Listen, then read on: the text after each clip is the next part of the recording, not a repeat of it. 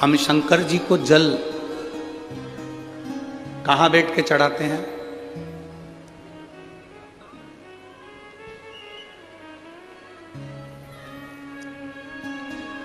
बोलो बोलो, जल के बोलो जरा।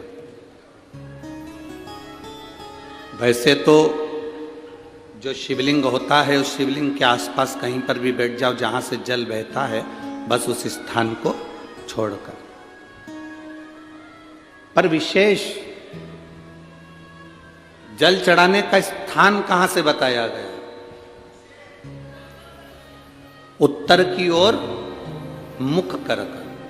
हमें दक्षिण में बैठना है, उत्तर में मुख करना है। उत्तर की ओर भगवान शंकर की जलाधारी, जलाधारी से मतलब है जो शिव जी का चढ़ा हुआ पानी जो बहता है वो उत्तर की ओर जाता है।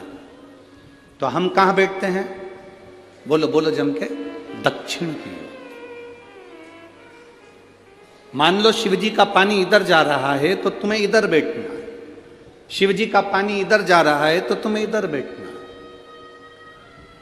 वैसे तो शंकर के शिवलिंग के आसपास कहीं पर भी बैठकर पूजन कर सकते हो, पर विशेष कोई कामना होती है, विशेष कोई मनोकामना है और आपका दुख जब कटता नहीं है, आप हार जाते हो, तब उस समय पर दक्षिण में बैठकर जहां उत्तर की ओर मुख कर कर भगवान देवाधिदेव महादेव को जल समर्पित किया जाता है। उत्तर दिशा में ऐसा क्या है कि शंकर जी का जल उत्तर की ओर जाता है? ये उत्तर और दक्षिण, ये दो दिशा तो हमारे यहाँ बड़ी विचित्र मानी जाती है। हमारे यहाँ सबसे अच्छी दिशा, कोई मकान भी लेता है तो कहता है पूरा पश्चिम का मकान होना चाहिए। कोई मकान ले, पूर्व का मकान हो, पश्चिम का मकान हो। कोई दुकान ले तो कहते हैं पूरा पश्चिम का मकान दुकान हो। पर मेरा वो घरदानी तो उत्तर दक्षिण का आनंद लेता, उत्तर दक्षिण। ऐसा दक्षिण दिशा में ऐसा क्या है कि शंकर जी का चढ़ा हुआ जल दक्षिण में ही जाता है? यहां तक शिव महापुराण की कथा कहती है, मान लो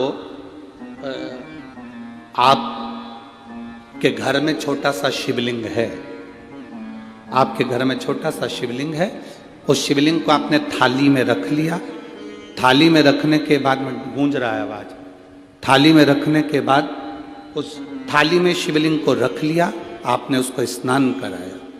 थाली में भी अगर शिवलिंग रख रहे हो तो उस शिवलिंग का जो दिशा है वो उत्तर की होना चाहिए। भले आप मंदिर में पूरा पश्चिम में बैठे हो, आपके घर का मंदिर तो पूरा पश्चिम में ही होगा। आपके घर का मंदिर कहाँ होगा? पूरा पश्चिम में। पर शिवलिंग की दिशा कहाँ रखना है? उसकी जलाधारी की दिशा कहाँ रखना है? जम के बोलो जरा, उत्तर। आप मंदिर में पूरा पश्चिम में बैठो, आपके घर के मंदिर में आप पूरा पश्चिम में बैठ के पूजन करो, क्योंकि आपका मंदिर पूरा पश्चिम ही होगा। ऐसा कोई घर नहीं जिसके घर के अंदर मंदिर पूरा पश्चिम में नहीं है। आप पूरा पश्चिम में बैठो, पर शिवलिंग को थाली में भी रखो तो उसकी जलाधारी उत्तर की होना चाहिए। आपने अगर स्नान कराया है शंकर भगवान के शिवलिंग का जल जो आप लेकर जा रहे हो विसर्जन करने के लिए, शिवलिंग का चढ़ा हुआ पानी जो भगवान को हम घर में स्नान कराते हैं, भगवान को घर में नहलाते हैं, स्नान का जो जल होता है उसको हम ले जाकर जब वृक्ष में डालते हैं, उस समय पर शंकर का घर में चढ़ा हुआ जल जब हम ले जाकर उसको डालते हैं वृक्ष में, अगर आपका ध्यान उत्तर की ओर है, आपका मुख उत्तर की ओर है, भले आप जल डाल रहे हैं पर मुख यदि आपका उत्तर की ओर है तो आपकी मनोकामना पूर्ण होती ही है, ये निश्चित है। शिव जी का चढ़ा हुआ जल भले हमने अपने घर में स्नान कराया, भले हमने अपने घर में नहलाया, शिवलिंग को अपने घर में स्नान कराया, पर उसका जो जल नहलाने के बाद सब भगवान जब नहा लिए, अपने शिव जी को नहला लिया, वो जल रखा है, पूजन अर्चना सब हो गई, बाद में आप पूजन पे से उठे, उस जल को लेकर गए, आपने जो विसर्जन किया उस जल को आपने पेड़ पौधे में डाला, वो जल उत्तर, भले आपका वृक्ष कहीं पर भी हो पर आपका मुख उत्तर का है और आप उस जल को, शंकर के चढ़े हुए जल को आप पेड़ पौधे में डाल रहे हैं, मतलब आपकी राहें खुल जाएगी और मंजिल तक आप पहुंचोगे जरूर। ये निश्चित, ये निश्चित था।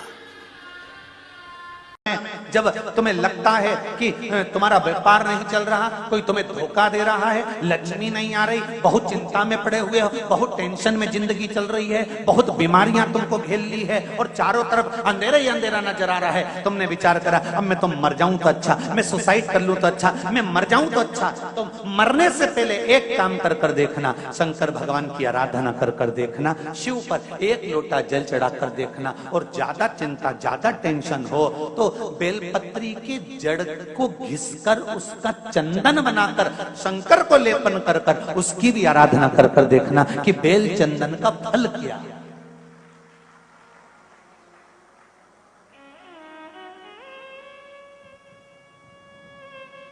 एक बेलपत्र, एक बेल, ये कोई साधारण नहीं, एक बेल।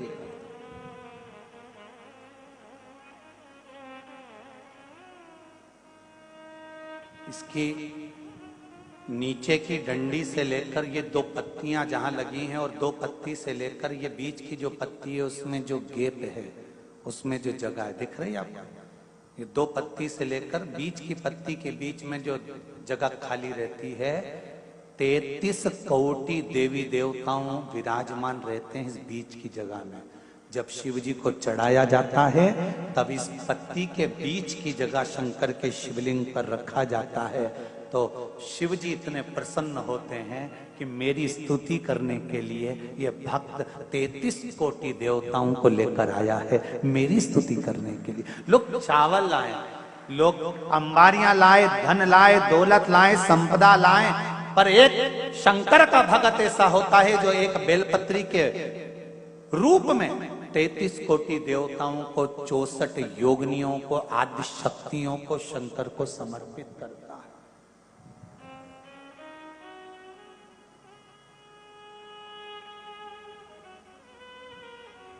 जाओ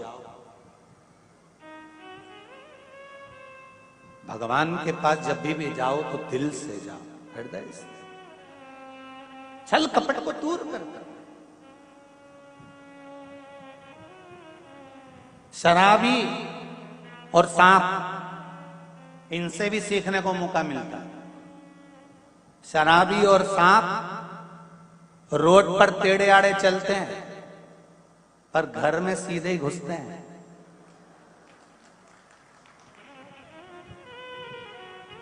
शराबी और सांप से भी सीखने को मिलता है, ये रोड पर टेढ़े आड़े चलते हैं पर घर में सीधे घुसते हैं। उसी तरह संसार सागर में तुम कितने भी टेढ़े रहो पर महादेव के चरणों में सीधे ही बने रहना कि मैं तुम्हारा हूं, इसके सिवा मैं कुछ जानता ही नहीं, मैं दूसरा कुछ जानता ना, तो मुझे पूजन आती है, ना मुझे स्तुति आती है, ना मुझे अर्चना आती है, ना मैं सेवा जानता हूं, ना मैं चाकरी जानता हूं, मैं तो केवल एक बात जानता हूं, श्री शिवाय नमस्तुभ्यम। ये वो मंत्र है शिव महापुराण का, इससे ज्यादा मैं कुछ भी नहीं जानता। पंचाक्षर नमः शिवाय, षडाक्षर ओम नमः शिवाय, द्वादशाक्षर ओम नमो भगवते वासुदेवाय, 2 अक्षर का राम जानता हूँ, 2.5 अक्षर का कृष्ण जानता हूँ, इससे ज्यादा मैं जानता हूँ।